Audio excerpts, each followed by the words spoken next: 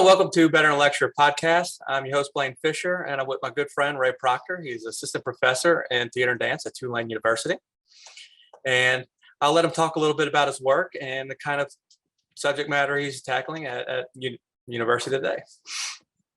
Hey, Blaine. Thank you for inviting me to talk to you today.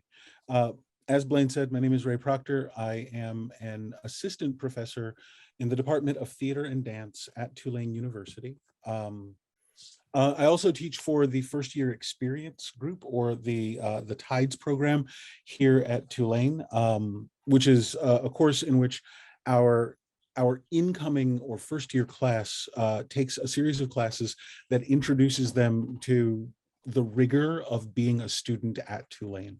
Some of those classes are designed to build cohorts. Some of those classes are designed to support the students in whatever their needs being a first year or a new student at our school is. I teach a couple of courses for both TIDES and Colloquium. For Colloquium, I teach superheroes, race, gender, and orientation. And in that class, we spend a lot of time looking at superheroes and the way superheroes function in pop culture. We look at the Marvel Cinematic Universe because you can't not look at it.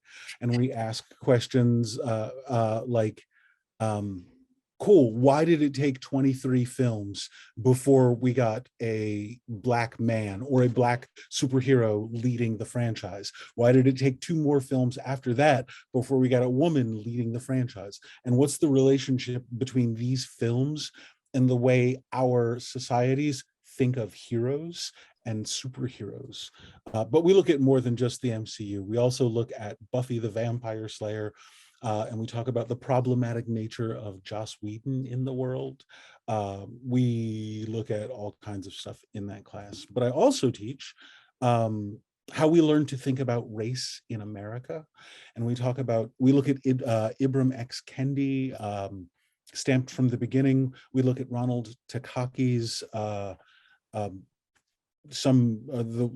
Mirror of the World. I forget what it's called at the moment, but we look at a lot of stuff, and we have really frank discussions, because there are people who will say things like talking about race is sensitive or talking about race is difficult. It's really not. If you happen to be a person of color, you find yourself talking about race with not people of color a lot. So it's a discussion that we just did. And it's, so I think about the racial demographics on Tulane University, and I think at this point we are 72% white students or higher in a city which is the inverse of our city, because our city is 69%, between 66 and 69% African American. So we spend a lot of time in that class looking at what the relationship between economics and race and our city and what all that means. So all of that's complicated. In a far more fun class that I teach New Orleans as a Dungeons and Dragons campaign. And I might be lying, because what we do is we look at neighborhoods, and we'll set up adventures in neighborhoods in New Orleans, like the Treme, I think we call it Tremeville, or Ninth Wardia, or whatever it's called, and sometimes they go on adventures in the quarter.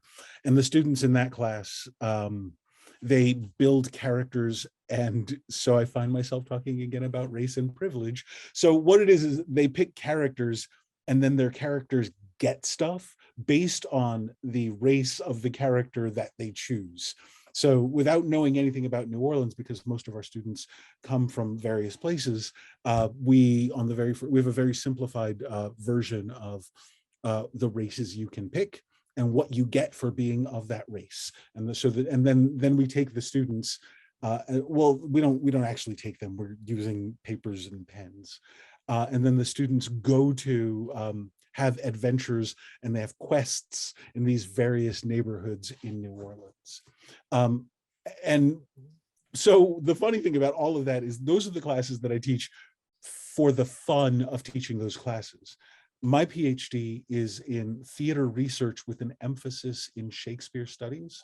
So I teach in the Department of Theater and Dance. Mostly I teach acting 1, 2, 3, and 4.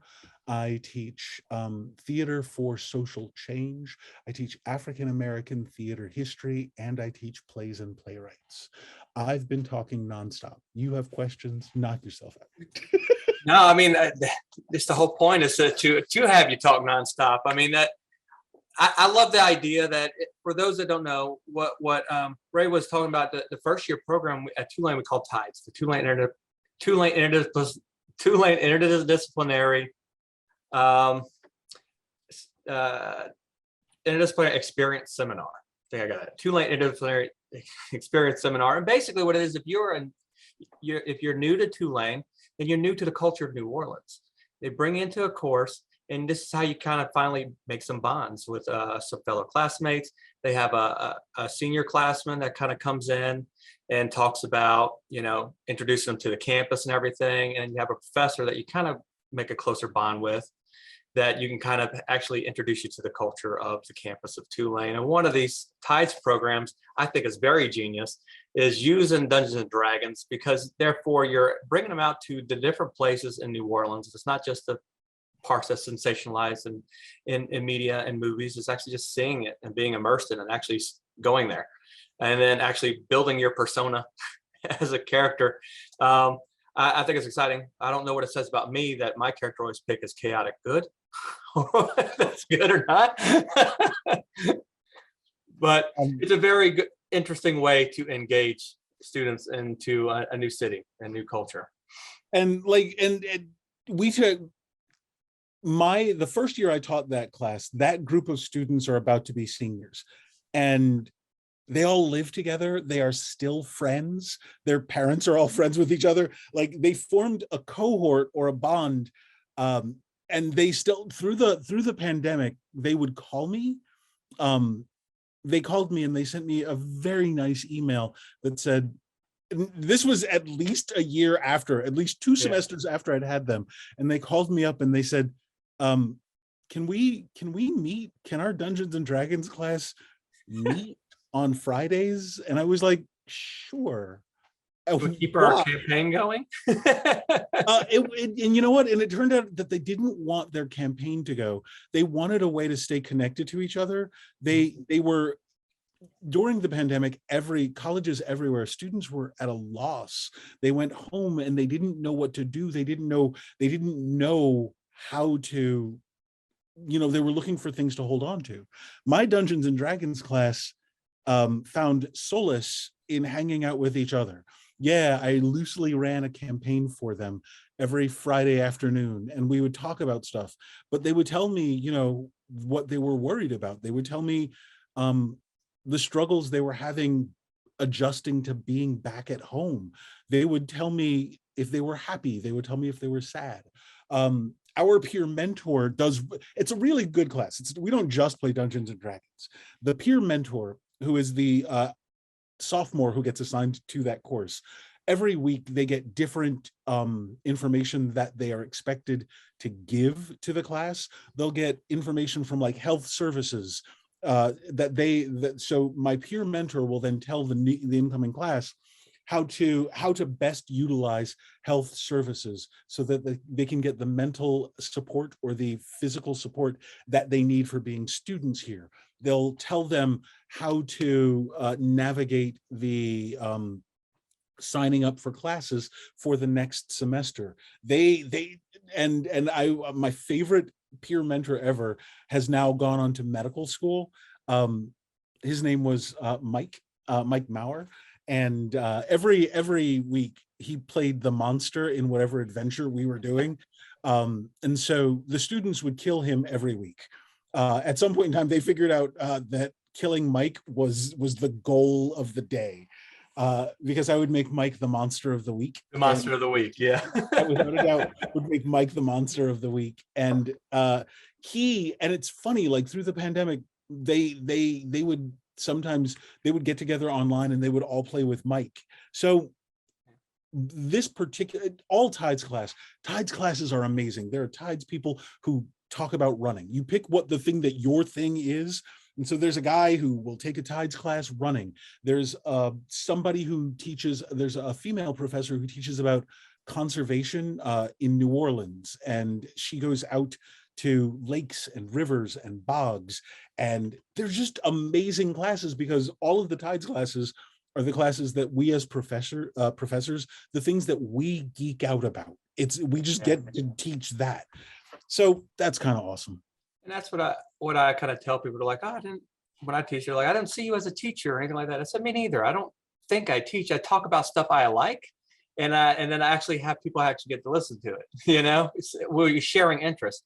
And the whole D&D thing in tides, there's different flavors of tides, the different subject matter. And it's just a vehicle to introduce you to the college. And I remember when I was a freshman, I was, I guess, atraditional. I didn't have the parents that brought me up there. And, they had one student walk backwards and show you what the campus was. And we shopped around. I just went to the first school I saw and applied. Didn't even think I would get in, that was just, I was a country boy that had never thought I belonged, and I just kind of went up there and I just kind of started to thrive a little bit, but you're not going with your high school friends. And then, unlike what a lot of people don't realize about Tulane itself, is Tulane's not a typical commuter school.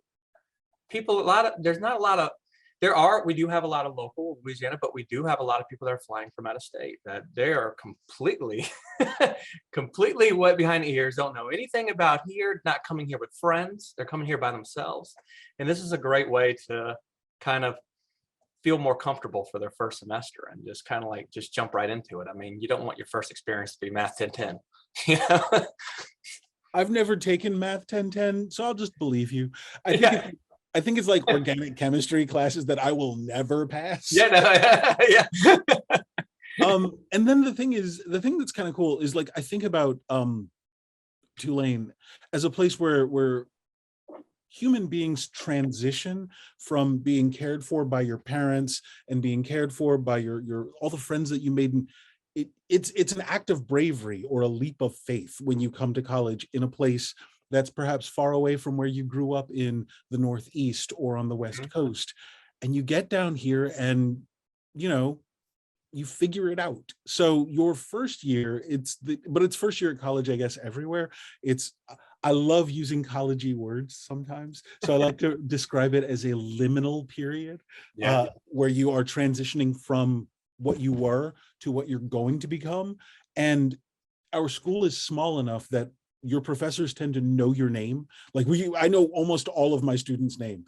This year at graduation, I got to read the names of the students as they were going by. And at some point I was like, I know all of you. And I know all of you. Not only do I know your names because I'm reading them off a card, but I know you. And it could be students that I had once in their first year. Yeah, it's a really familial kind of environment here. We are small enough that we know our students more than just their name, and we care about them. We look at them and we go, are you doing okay? And this is one of those schools where you really do have to ask that, because we have hurricanes that sometimes mean we have to evacuate the entire school. And I think the whole country is at this point where we're going, where it's imperative that we, the professors, look at our students and go, are you okay? Because these are unprecedented times with the pandemic, with so much that's going on. We look at them and we, checking in with your students and going, are you all right, is an important part of what we do. That's what Tides is for. That's what we as Tides, that's what gets impressed upon us as Tides professors. So yeah, I think it's a wonderful opportunity for students. And also, you mentioned that since you have a million irons in a fire, our main problem was to focus on one thing. You mentioned that you are also directing a couple plays coming up, right? Yes, I just got back. I worked for the St. Louis Black Repertory Theater Company, and just a few weeks ago, they opened a production of August Wilson's Jitney, which was written in 1982, has to do with the century cycle as written by August Wilson. I was the assistant director and I was the dramaturg for that production. Right now, I am preparing to direct Into the Woods for the Summer Lyric Music Theater here in New Orleans. When that is over, and that'll open in July 14th. And then in August, I will direct Derek Walcott's pantomime for the Crescent City Stage Company. And that will happen here in New Orleans, I believe at the Marquette Theater on the Loyola campus, September 8th through the 25th. But then that production should go to Glasgow, Scotland, and then it'll go to Montreal. And then in January, I should go back to St. Louis, where I'm going to direct the African company. Oh, I think I'm going to assistant direct the African Company Presents Richard III for the St. Louis Black Repertory Theater Company. But then the Folgers Institute will come here in March, and we're going to work on a project called 8 Othellos, where we look at how changing the gender and the race of the characters affects the way the audience makes sense of what's happening on stage. So I do a lot of very strange things.